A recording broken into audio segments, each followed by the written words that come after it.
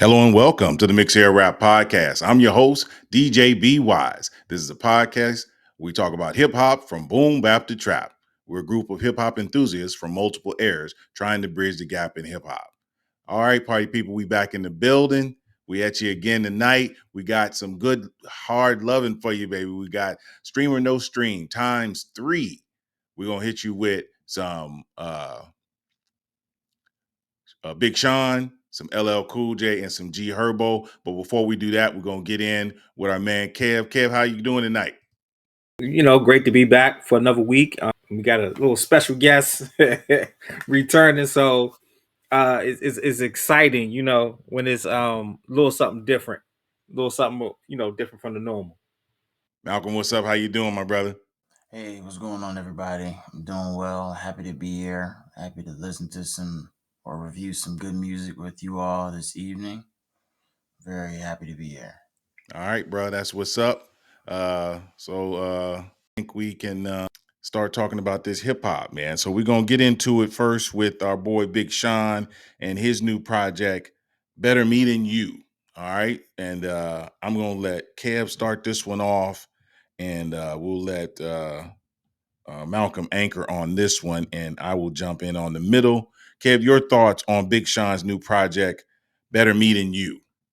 I'll be honest, I think it's somewhat of an acquired taste album. I'm not the biggest Big Sean fan, and sometimes this stuff can be a hard listen for me. I haven't really grasped this whole album yet. I'm still kind of going through it. I can get a couple of songs in and then I have to stop and, take a break from it. I don't know. I'm just not there yet. I'm just not there yet. I'm still kind of digesting it. So it's just, I'm not going to really have a lot to say about it right now because I don't want to sound negative. I want to give him an opportunity, to give a fair review. Yeah, no, I'm with you on that, Kev. I listened to it a couple times, so I'm gonna jump in and give my 2 cents and see where we are with this, and just say, yeah, man. Love my man Big Sean. This project, like Kev said, it is 21 tracks for an hour and 6 minutes. Big Sean is on some. I think a lot of artists this year are on this real art thing. Are real rappers, are on this real art thing this year, and I'm not mad at them. It just takes a while for the audience to catch up. It feels very Kanye influenced, even though I don't think he was the producer on anything on the project. I do see that this was mostly oh wow, he had Hit Boy on here. Okay, Jasper Harris. Okay. So he had some production on here. He got some heavy hitters, and you know, oh, he's got Harv on here. Okay, yeah. My bad. Oh, he's even got Thundercat on here. So yeah, he's got some heavy hitters on here. I will pull out the my pieces again. I think that there was some shining light over these 21 tracks. Again, I think it was sequenced very poorly. The 21 tracks, man. I know that a lot of artists want to put out a lot of content, but I just don't know if this is the move, man. I really don't. But what I will say is that breaking the cycle with Charlie Wilson was a highlight on the track. The story was super nice. It showed his diversity. That's what I will say about this project. It showed his diversity. As long as it was, and as many tracks as it was, he hit on a lot of areas. And I guess that's what he was trying to do. He really did show some diversity. I will say, like I said, the feature with Charlie Wilson was really good. That's breaking the cycle. Then On Up, come on, man. That's super radio friendly. The sample Get On Up is a great song to make you feel good. And that's what I will say about this project. As long as it was, and as tough as it was to get through, because of me us being a little behind as far as the era is concerned, it had enough shining moments in it that it made it not as painful as I thought it was going to be about halfway through. So yeah, that On Up, great radio friendly track. uh This in that with Bryson Tiller and Kodak Black. It's a smooth track. Don't get me wrong. It's a smooth track. I don't know how well Bryson Tiller fit the track.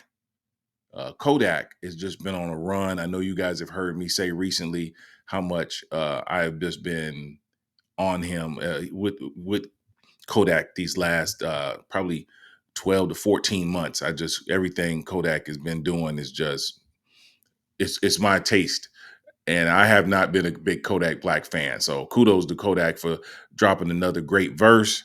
Um, now, the next track is not a shining moment, but Million Pieces with Larry June and Tiana Taylor. I get what he was trying to do. Again, I'm gonna have to listen to it a couple times over. I listened to the album a couple times, and I just want to say, I don't know, man. That one was just tough. I think it was too intricate, too complex.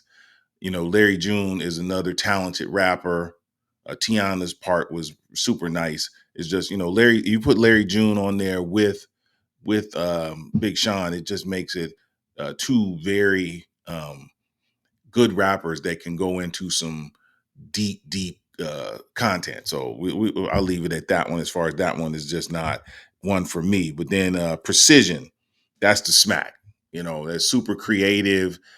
I think it's going to be a huge radio hit. I think it's going to do just fine. I would stream that consistently. It's the joint for this project.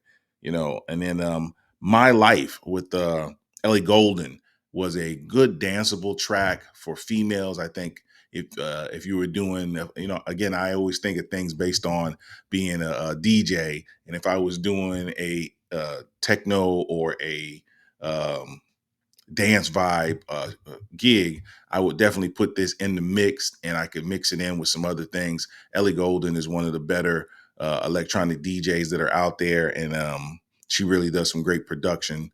So give that credit. And then you got the last one that I thought that was worthy of me mentioning was his track "Together Forever" with Alchemist. Alchemist has been on a really good run lately. The only thing about Alchemist and some of the producers that are out these days is I'm not feeling them in these repetitive beats. It's not that the beats are repetitive, don't get me wrong. It's that the beat PMs are always the same. And I think that you can push, and we got a project coming up that you'll see, and you'll see one of the better producers of all time in this in our next Stream or No Stream. But Alchemist is too talented for him to consistently make uh, lower BPM music. He can go up, he can go down, he could even do more transitions than he's doing. So I hope that I know little old me is not going to encourage him to do something different that's been working. So, but I hope that he grows and continues to get better constantly. But it was a good flow. So we're going to shoot it to Malcolm and see what Malcolm's thoughts are. Malcolm, your thoughts on Big Sean's new project, Better Me Than You? From not hearing or listening to any of his, latest stuff until now, I'm happy to hear that he's still putting out good music. I enjoyed a few songs off of this most recent album. I liked Who You Are. I liked the production on that, and he had a good flow to it on the song. Was something that I would listen to maybe on the way to an event, or something that if I heard when I was out, it would be pretty catchy, pretty enjoyable to listen to.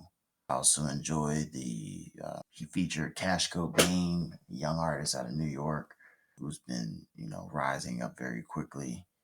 That song would Get You Back. Even though he wasn't featured too much on the song, Big Sean probably he carried majority of the single, but I really enjoyed that song as well, and I like to see that he featured not only just people that he's already made relationships with in the industry from when he was trending, but also tapping in with the younger audience and the people that are leading the youth in our movements and in new music. I mentioned Who You Are. I mentioned Get You Back, and then the one song with not the Tiana Taylor, but I also enjoy Iconic. I thought it was a pretty good song as well. Production overall was not bad. I can see how he's never been too. He's probably, I would say he's in between the like the heavy 808 use or drill type of music and the pop production type of sound. He's right in between, right in the middle, and he's given a good taste of both sides. Not too much leaning toward like drill or heavy 808 use or what you would say trap music. He doesn't lean too far on that side, but the production was quite creative, and I feel like it leaves this new album out for the opportunity to listen to from a lot of like different fan bases that enjoy more upbeat, more positive dancing or vibing type of music. So along with the visuals that he has up on YouTube, and some of the other visuals that he's done for the rollout of this album, I think that he did a good job for the type of music that he released with this album and the type of artist that he is. It was pretty fitting. Would have preferred him to do more lyric wise, since he's trying to. I know he has his niche audience that listens to him and our diehard fans, but would like to hear more from him to engage newer fans that don't know about him as much. And I think this was a good introduction to look forward to a new project not too many quarters from now. So I definitely enjoyed this new project. Yeah. All right, that's what's up. Appreciate that, Malcolm. I had one question for you on this particular project, Malcolm. For those of you who haven't are new to following the Mix Era Rap podcast, we started this podcast off with Malcolm as one of our mainstay hosts, and we've been doing this for a lot of years, you guys. I know video wise, we're only a year in, but we've been doing this podcast for almost 5 years now. We're almost on to our fifth year anniversary. That'll be taking place in October, and you can see the growth. But I still want to ask Malcolm, you did not like the "It Is What It Is" track with Gunna on it? No, as soon as I saw the feature, I did not want to listen to it. So All right, that's what's up. All don't get right, and one more question for Kev. Kev, do you think that this album, after you digest it a little bit more, puts Big Sean in the conversation of best active rappers? As of right now, I'll say no, and that's because I don't think that. I think it's an empty space. And matter of fact, I think it's like about three or four empty spaces that are wide open for other artists to step into or even challenge for those empty spaces. I mean, you know, Kendrick is on this amazing run right now. He just got the Super Bowl and there's controversy behind that, but and so many people just saying this one song had propelled him to that point. If one song can propel him to that point, then that means he's created this gap between himself and everyone else. And it's possible for gap fillers to step in. And I say all that to say this, that I haven't heard a lot of people. I haven't heard little to no if people even talk about or review the Big Sean album. And I think that's one of the things that took me so long to really kind of digest it. Outside of the length of it, is I haven't seen a lot of publicity. I haven't people saying, "Oh, this was a standout track," or "This was a standout feature," or "Big Sean, Big Sean, Big Sean." I will say I think the leak hurt him some, but overall, Big Sean had an opportunity to legit, a legit opportunity to put himself back in that conversation among as one of the top rappers or MCs right now, because I mean, when you look at it, we're going to talk about, two of the other albums that came out recently, but I mean, Lupe came out. This album is not as good as Lupe's album. It's not as good as Rhapsody's album. I don't think it's as good as the other, the two we're gonna listen to tonight. We're gonna talk about tonight. So he had an opportunity to step it up. He's considered a rapper per se, and you look at what's going on with Drake, and you see how quiet J. Cole is, who was supposed to have been dropping an album, and we ain't heard nothing since the feature, Kendrick on the feature track. He had an opportunity to step in and kind of put himself within the top three or the top five or whatever it is currently, and he didn't do that. So I mean, overall, I'm gonna say no, and I think that, and it's a disappointment.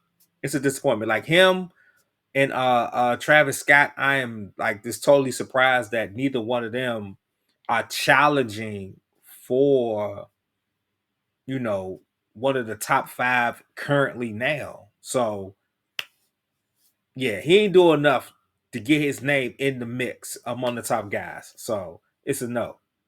All right, that's what's up, party people. So now it's that time, and we're gonna start with the youngest in charge, Malcolm. Stream or no stream for Big Sean's project, Better Me Than You? I'll say stream, overall stream. All right, that's what's up. Appreciate that. I'm gonna jump in and say that for me, it's a stream, just because I like the diversity. It's a stream. Definitely, there's enough tracks on here for you to at least get a taste of his diversity. But I'm in agreement with Kev that this does not move him into the top five best rappers out, right? Active rappers. Kev, stream or no stream for you? It's a no. Um, I felt like it's a typical Big Sean album, and I don't think he did enough to propel himself at a higher level. So it's enough, and it's too long. It's too long. It's It's just definitely too long. if you don't have a concept album, your album shouldn't be no more than 45 minutes.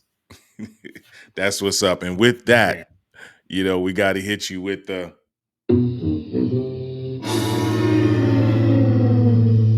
All right. And that was our stream or no stream of Big Sean's project, Better Me Than You.